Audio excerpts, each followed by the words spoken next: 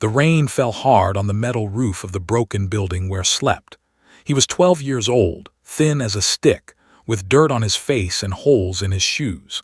The building had no walls on one side, and the wind came through like a knife, but was used to it. He had been living alone for 4 years now, ever since the mining accident took his parents away.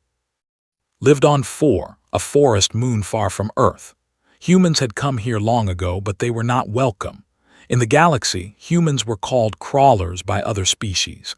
They had no rights, no citizenship, no voice. They worked in mines and factories, cleaning floors and carrying heavy things. The alien races looked at humans the way humans once looked at insects. The human settlement was named after a city on old Earth. It was a sad place made of broken ships and stolen metal. The streets were mud. The food was bad, but the people there still smiled sometimes. They still shared what little they had. That was the human way. When morning came, walked into the whispering woods to find food. The forest was forbidden to humans.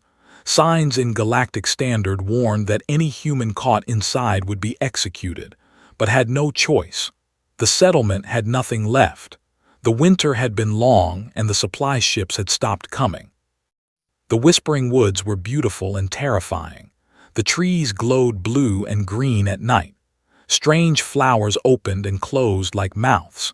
Small creatures with too many legs ran across the branches, moved carefully, staying low, listening for the sound of patrol ships. He found some roots that were safe to eat and put them in his bag. He found some berries that the old woman Grandmother Bora had taught him were not poisonous. Grandmother Bora was dead now, gone last winter, but her knowledge kept alive. Then he heard something strange. It was a sound like thunder mixed with crying. It was pain and anger and fear all mixed together. Knew he should run. Every part of his brain told him to go back to the settlement and hide, but his legs carried him toward the sound instead. He moved through the thick plants, pushing branches aside. The sound grew louder, then louder still, then stepped into a clearing and stopped breathing. A creature lay chained to a massive tree. It was the most beautiful and terrifying thing had ever seen. The creature was long like a snake but with 4 powerful legs. Its scales shimmered like oil on water, showing colors that had no names for. 2 great wings lay broken and bleeding on the ground. Its eyes were gold with black slits, and they burned with ancient fire. Had heard stories about them. They were one of the oldest and most powerful species in the galaxy. They breathed cosmic fire. They lived for thousands of years. They sat on the highest councils and made laws that shaped the fates of planets. Even the cruel consortium feared them. This one was female, realized, though he did not know how he knew. She was bound by chains of blue light that wrapped around her body and neck. Black blood leaked from wounds on her side. Her scales, which should have shone like stars, were dull and cracking. The saw him. Her golden eyes locked onto his face. She opened her mouth and spoke in Galactic Standard, her voice like rocks grinding together. "Leave, crawler. There is nothing here for you to steal." Should have run. He should have listened to her and disappeared into the forest and never spoken of what he saw. A human touching a without permission meant death. A human even looking at one for too long could mean punishment. But saw the pain in her eyes. He saw the way her breath came short and fast. He saw that she was dying. He sat down on the ground, keeping a safe distance between them. "I am not going to steal anything," he said. His Galactic Standard was not good, but he tried his best. "I just want to sit here. Is that okay?" They stared at him. In 400 years of life, nothing like this had ever happened to her. Humans ran from her kind. Humans bowed and scraped and begged. They did not sit down and ask if it was okay. "You are strange," she said finally, "and foolish. The patrols will come. They will kill you for being in this forest." "Maybe," said. He reached into his bag and pulled out his water container. It was the only clean water he had, saved from the rain last night. He rolled it gently toward her. "You look thirsty." They looked at the water. Then at the water again. Why, she asked. Shrugged, you are hurt. You need water, I have water, it is simple. Nothing is simple, the said. Your kind hates my kind. We have treated you like animals for centuries. We let them use you as slaves. Why would you help me? Thought about this question. He thought about his parents, who had worked themselves to death in the mines. He thought about grandmother Bora, who had died hungry. He thought about all the times he had been kicked and spat on by aliens who thought he was less than nothing. Then he thought about the time a merchant had dropped a piece of bread, and another human boy had picked it up and shared it with instead of eating it all himself. He thought about how the humans in the settlement still sang songs at night, even when they had nothing. He thought about how his mother had told him, on the day before she died, that kindness was the only thing nobody could take away. You are hurting, said simply. That is enough reason. There was silent for a long moment. Then slowly, she reached out with her long neck and drank the water. When she was done, she looked at with different eyes. Not the eyes of a superior species looking at an insect. The eyes of one living creature looking at another. My name is, she said. I am. Repeated. The word sounded strange in her voice, like music played on an unfamiliar instrument. You should still leave. The ones who did this to me will return.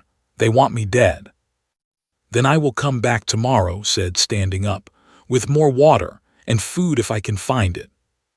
You will die, said. Smiled. It was a small smile, tired and sad but real. Maybe, but you will not die alone. He turned and walked back into the forest, leaving alone with her chains and her wounds, and a feeling she had not felt in centuries. She did not know what to call it, but humans had a word for it. They called it hope, kept his promise. He came back the next day with water and roots and berries. He came back the day after that with a piece of cloth to clean wounds. He came back every day for 2 weeks, each time risking his life to walk through the forbidden forest. Did not understand him. She had lived for 400 years. She had met kings and emperors and warriors. She had seen species rise and fall. She had negotiated treaties that shaped the lives of billions. But she had never met anyone like this dirty, hungry human boy who brought her water and talked to her like she was a friend. At first tried to scare him away. She roared and showed her teeth. She told him stories of what did to creatures who annoyed them. She described the flames she could breathe, hot enough to melt metal, bright enough to blind. Just nodded and said, that sounds very impressive. Are you hungry? I found some nuts today. The chains that held were technology. They wrapped around her body in bands of blue light, burning her scales wherever they touched. A collar around her neck was the worst. It pressed into her throat and blocked her fire. Without her fire, she was weak. Without her fire, she was dying. Tell me about Earth, said one evening. The sun was setting, painting the forest in shades of orange and purple. Sat nearby, eating a small piece of dried meat he had found. I have never been there. I have never been there either, said. Humans like me are not allowed to go back, but my mother told me stories. His eyes grew distant, remembering. She said there were blue oceans so big you could not see the other side, mountains covered in white snow, forests like this one but with birds that sang beautiful songs. It sounds nice, said. She said humans used to fight each other all the time, wars over land, over ideas, over nothing at all. But she also said that humans always helped each other after the fighting stopped. They would rebuild together, share food, take care of the wounded, even the wounded enemies, smiled sadly.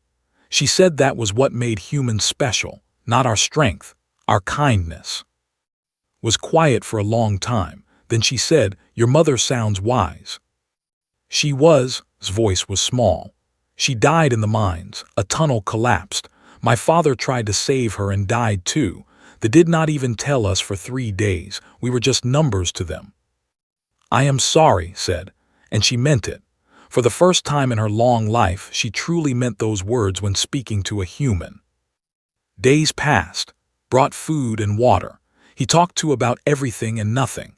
He told her about the settlement, about the people there, about their small joys and large sorrows. He told her about Grandmother Bora, who had taught him which plants were safe and how to find clean water.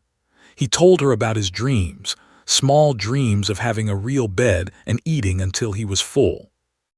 In return, told him about the stars.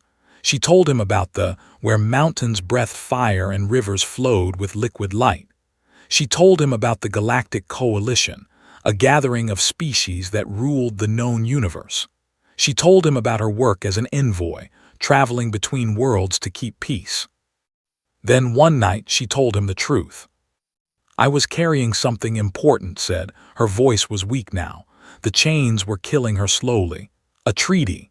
The coalition was finally going to give humans basic rights, citizenship, protection under the law, the right to own land and travel freely. Stopped breathing. What? "There are those who do not want this," continued. "The consortium makes too much money from human labor. Slaves are cheaper than workers. They sent assassins to stop me. They took my credentials, my ship, everything. They left me here to die. When I am dead, the treaty dies with me, and humans remain property." Felt something hot behind his eyes, tears. He had not cried since his parents died. He had taught himself not to cry because crying did not help anything. But now the tears came anyway. "You were trying to help us," he said, "and they hurt you for it." "Yes." His golden eyes were dim now, like candles running out of wax. "I am sorry. I should have done more. I should have done it sooner. I let my people look down on yours for too long. I never asked if it was right. I just accepted it." "You are trying now," said, wiping his face. "That matters." "It is too late," said. "I am dying. In a few more days the chains will finish their work. The patrols will find my body and tell everyone I died in an accident. They will win, and your people will stay in the mud." Stood up. His small hands were clenched into fists. His eyes, still wet with tears, were burning with something had never seen in a human before. It took her a moment to recognize it. It was determination, pure and absolute and unbreakable. "No," said. "No. You will not die here. I will find a way to free you. I will break those chains." Laughed, but it was a sad laugh, not a cruel one. "Child, those chains are technology. Even I cannot break them. What can you do? You are small. You are weak. You have no tools, no knowledge, no power." Remembered what his mother had told him. He remembered the stories of Earth, of humans who had crossed oceans in wooden boats, who had climbed mountains that touched the sky, who had found ways to survive when survival was impossible. "I am human," said. "That means I will find a way." He turned and walked into the darkness, leaving alone with her chains and her pain and her dying light, but also with something else, something small and fragile and impossibly bright. Hope again still. That strange, stubborn human thing called hope did not sleep that night. He sat in his broken building and thought. He thought about the chains of blue light. He thought about how they hummed and crackled. He thought about everything he knew about energy and machines, which was not much. Humans were not allowed to learn science. They were only taught enough to work. But remembered things. He remembered his father talking about the mines, about how certain sounds could crack rocks. He remembered Grandmother Bora showing him how to find water by listening to the ground. He remembered an old man named Uncle who used to fix broken machines in the settlement before he got sick and died. Uncle had once said something that stuck in his mind. "Every machine has a heartbeat. Find the heartbeat and you can make it dance, or make it stop." Went to the junkyard at the edge of the settlement. It was a mountain of broken things that aliens had thrown away. Humans were allowed to pick through it for scraps. Searched for hours, digging through piles of rusted metal and cracked plastic. He found a power cell, mostly dead but with a little charge left. He found wires of different colors. He found a small box that made a humming sound when he shook it. He found a piece of crystal that glowed faintly in the dark. For 2 weeks worked. During the day he visited, bringing her food and water and hope. At night he built. He did not really know what he was building.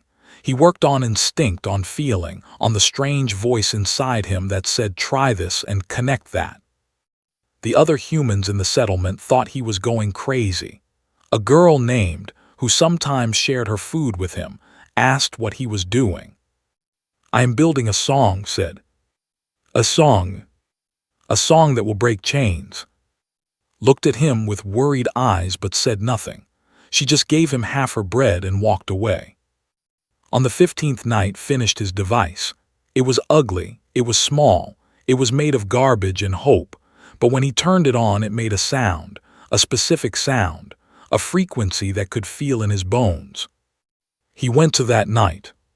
She was worse. Her scales were falling off now, leaving raw pink flesh beneath.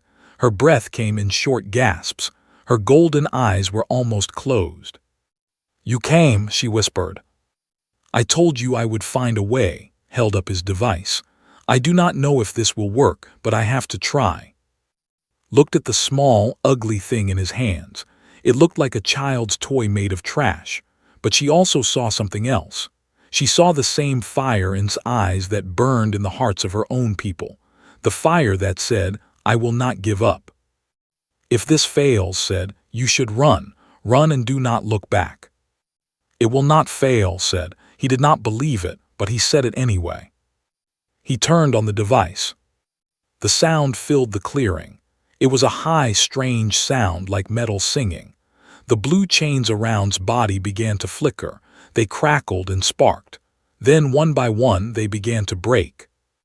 The first chain snapped, then the second, then the third, gasped as her body was freed, her wings stretching for the first time in weeks, but the collar around her neck held firm. It was stronger than the others. It was the anchor of the whole system. It is not enough, said, his voice breaking. I need more power. Then he heard the sound of engines. Ships, patrol ships. They had detected the energy disruption. Run, said. Run now, save yourself. Did not run. He stood there holding his little device, watching as 3 ships landed in the clearing. Soldiers poured out, tall creatures with gray skin and black eyes and weapons that could kill with a single shot. Well, well, said the leader, with golden marks on his face that showed he was important. The dying dragon has a pet crawler. How touching. The soldiers grabbed and threw him to the ground. They kicked him. They laughed. They called him names that hurt worse than the kicks. Kill the dragon first, the leader said. Make sure it looks like an accident, then dispose of the crawler. No one will miss either of them. A soldier raised his weapon and pointed at its head. Moved. He did not think. He did not plan. He just moved. He grabbed his device and threw himself at the collar around his neck.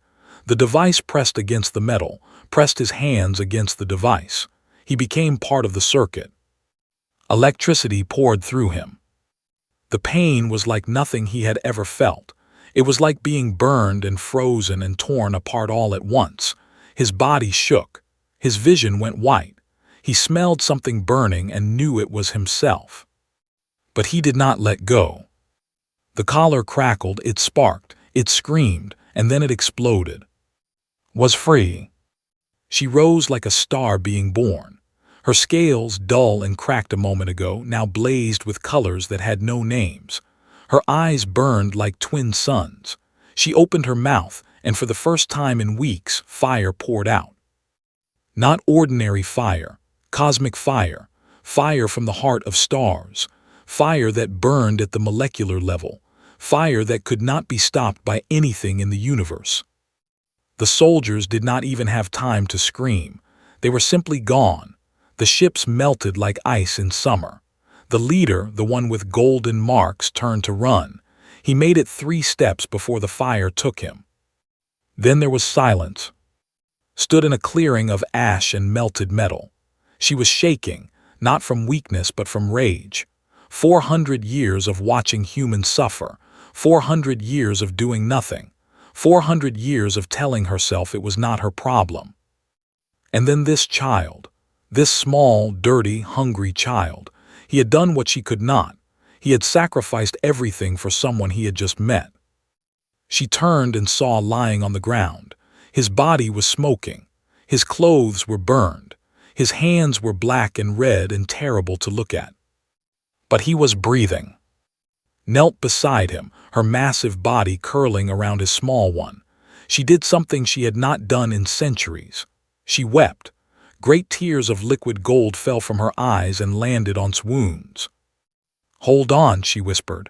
"Hold on, little one. You saved me, now let me save you." She gathered him in her arms, spread her wings, and flew toward the stars. The Galactic Coalition Station 7 was the largest structure had ever seen. It was a city floating in space, home to millions of beings from hundreds of species. Ships came and went like bees around a hive. Lights blinked in every color. The whole place hummed with life and power. Saw none of it. He was unconscious, floating in a healing pod filled with blue liquid. Machines beeped around him. Tubes connected to his body pumped medicine into his blood. Doctors, aliens with too many arms and not enough eyes, watched screens and spoke in worried voices. Stood outside the medical bay. She had not moved in 3 days. She had not eaten. She had not slept. She just stood there, watching through the glass, waiting. "The human should not be alive," said the head doctor, a creature that looked like a walking flower. The amount of electricity that passed through his body would kill any known species, but somehow his cells absorbed it. They channeled it. It is as if his body knew what to do. "Can you save him?" asked. "We are trying, but we have never treated a human before. We do not know enough about their biology. We are learning as we go." Wanted to break something, she wanted to scream, but she did neither. She just stood and watched and waited. News traveled fast in the galaxy. Within hours of his arrival at Station 7, everyone knew what had happened. A Envoy had been attacked by the Consortium. A human child had saved her. The story spread across every network, every planet, every corner of civilized space. They tried to lie. They said was confused. They said the human was actually an assassin who had attacked her. They said many things, hoping something would stick. Then released the recordings. Have perfect memory. Everything they see is stored in their minds, and they can project it for others to watch. Showed the galaxy everything. She showed them finding her in the forest. She showed him bringing her water and food. She showed him talking to her, caring for her, risking his life every day for a stranger. She showed him throwing himself onto the collar. She showed his body burning. She showed his small, broken hand still holding on. The galaxy watched in silence. For centuries, humans had been nothing. They were workers, servants, slaves. They were numbers in ledgers, units of labor, things to be used and thrown away. Nobody had ever asked if they had hearts. Nobody had ever asked if they had souls. Now they knew. On 100 worlds, people began to talk. They talked about the humans they knew. The human who had helped them carry heavy bags. The human who had smiled at their children. The human who had worked without complaint, even when the work was hard and the pay was nothing. They began to remember. A movement started. It had no leader, no organization, no plan. It was just a feeling that spread from person to person, species to species, planet to planet. The feeling that something was wrong, that something had been wrong for a very long time, and that maybe, just maybe, it was time to change. They called it Remember. 2 weeks after arriving at Station 7, opened his eyes. The first thing he saw was blue light. He thought he was still in the forest, still looking at its chains. He tried to move, but his body would not listen. He tried to speak, but his throat was dry. Then a face appeared above him. A face with golden eyes and scales that shimmered like stars. "Hello," little one said. Her voice was soft, softer than had ever heard it. "You are safe now. You are free." "Did it work?" asked. His voice was barely a whisper. "Did the chains break?" "Yes," smiled. It was strange to see a dragon smile, but somehow it was the most beautiful thing had ever seen. "You broke them. You saved me." "Good," closed his eyes. I was worried it would not work. The doctors said needed months to recover. His hands would never be the same. The scars on his body would never fully heal. But he was alive. Against all odds, against all logic, he was alive. Stayed with him every day. She told him stories. She read to him. She brought him food, real food, food that he had never tasted before. He cried the first time he ate fruit. He had never eaten fruit in his entire life. One day came to him with something important to say. In my culture, she said, when someone saves your life, you owe them a debt. This debt can never be paid, but there is a way to honor it. It is called kin of fire. It means that person becomes part of your family, your blood, your people. Did not understand. I am human, you are, we cannot be family. Why not? Because, stopped. He tried to think of a reason, he could not find one. I would like to make you my kin of fire, said. This would make you, legally, a citizen. You would have all the rights and protections of my people. No one could ever treat you like property again. His eyes filled with tears. But I am nobody. I am just a crawler, a piece of garbage from the slums. Took his hands in hers. Her scales were warm like holding sunlight. You are, she said. You are the boy who brought water to a stranger. You are the boy who built a song out of garbage. You are the boy who threw himself into fire to save someone he barely knew. You are not nobody. You are everything. The ceremony was broadcast across the galaxy. Billions watched as one of the most respected beings in known space knelt before a small human boy and spoke the ancient words of her people. Billions watched as she pressed her forehead to his, sharing her fire with him, making him family.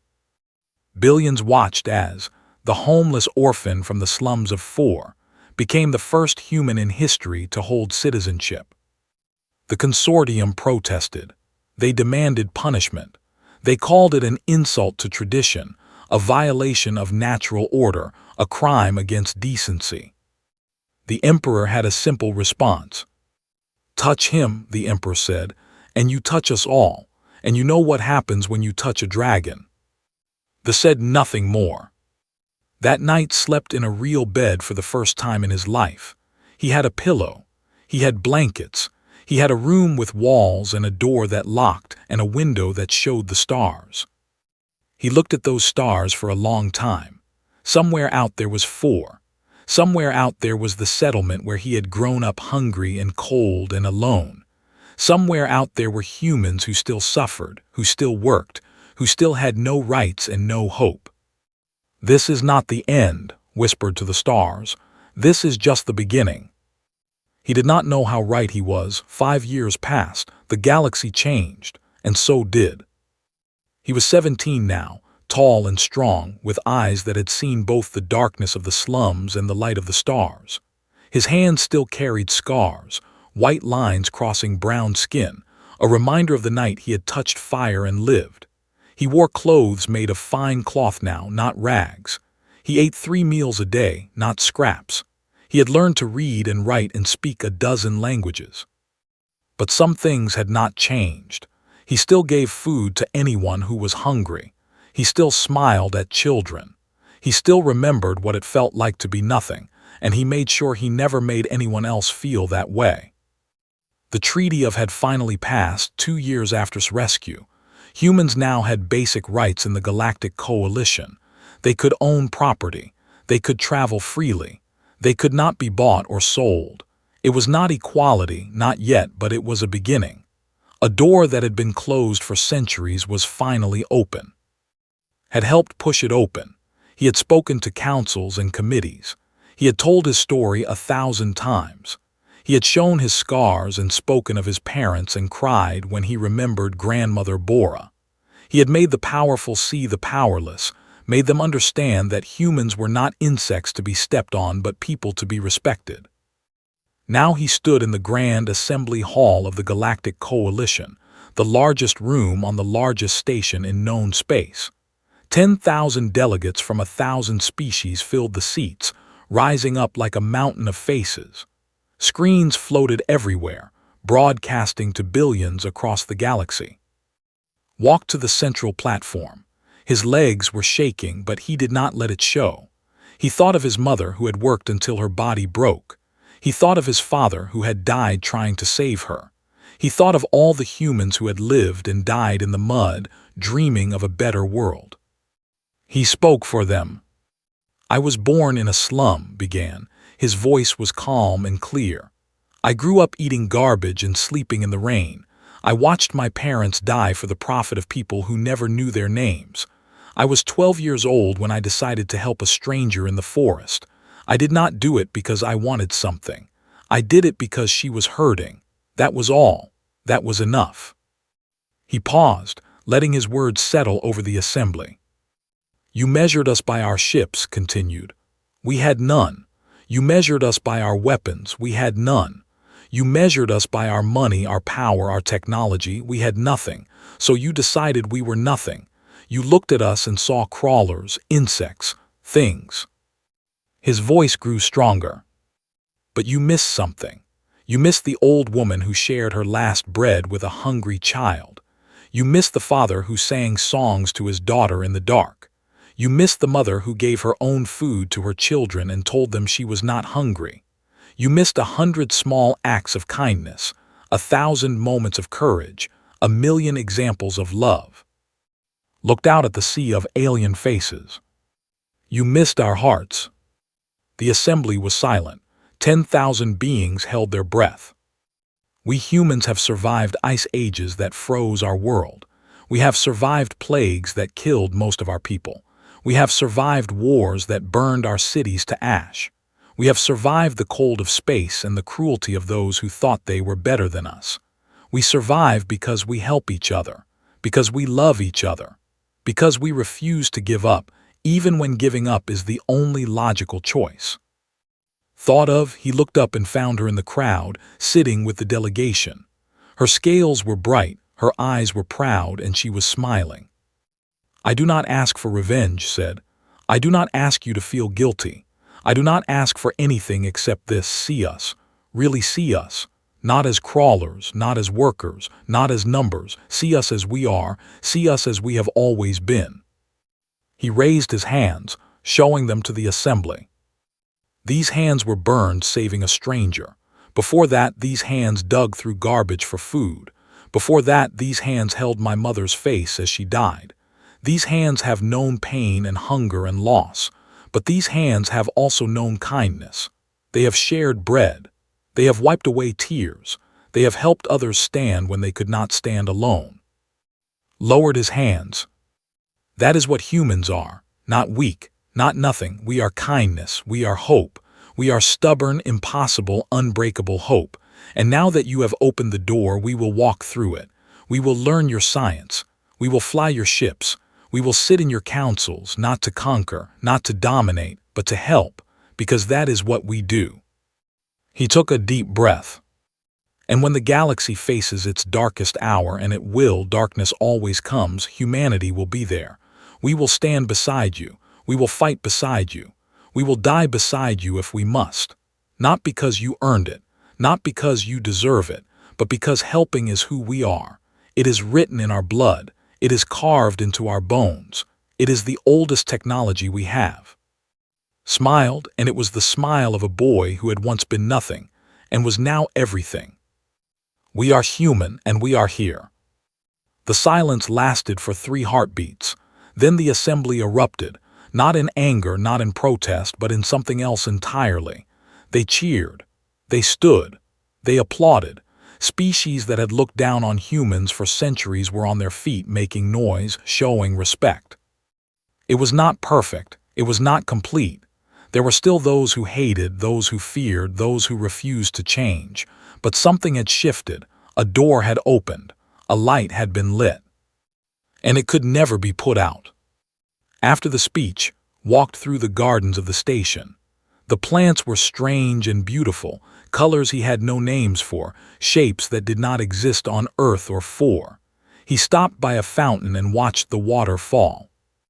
A small figure approached him. A child, maybe 6 years old, with gray skin and black eyes. A child, the species that had enslaved his people, the species that had tried to kill. The child tripped on a stone and fell. Did not think. He knelt down, helped the child up, brushed the dirt off her clothes, and smiled. "Are you okay?" he asked. The child looked at him with wide, surprised eyes. "You are the human," she said, "the one from the speech." "Yes. My parents say humans are bad." Kept smiling. "What do you think?" The child looked at him for a long moment, then she smiled back. "I think you are nice." "Thank you, I think you are nice too." The child's parents appeared, their faces tight with fear and confusion. They grabbed their daughter and pulled her away, looking at like he might explode at any moment. Just waved. Appeared beside him, her scales glowing softly in the garden light. "You could have ignored her," said. "No one would have blamed you." "I know," watched the family disappear into the crowd. "But that is not who I am, that is not who we are." Nodded slowly. In 5 years of knowing, she had learned many things about humans, but she was still learning. She suspected she would be learning for the rest of her very long life. "So what now?" she asked. Looked up at the stars visible through the garden dome. Somewhere out there, humans were still suffering. Somewhere out there, the work was not finished. Somewhere out there, children were still hungry and cold and alone. But somewhere out there, hope was growing. Small lights in the darkness, spreading, connecting, becoming something bigger than any one person or species or world. "Now," said, "we keep going, one act of kindness at a time, one open hand at a time, one small light at a time, until the darkness has nowhere left to hide." He walked forward into the garden, into the future, into whatever came next. Not a crawler, not a victim, not a symbol. Just human. And that was more than enough.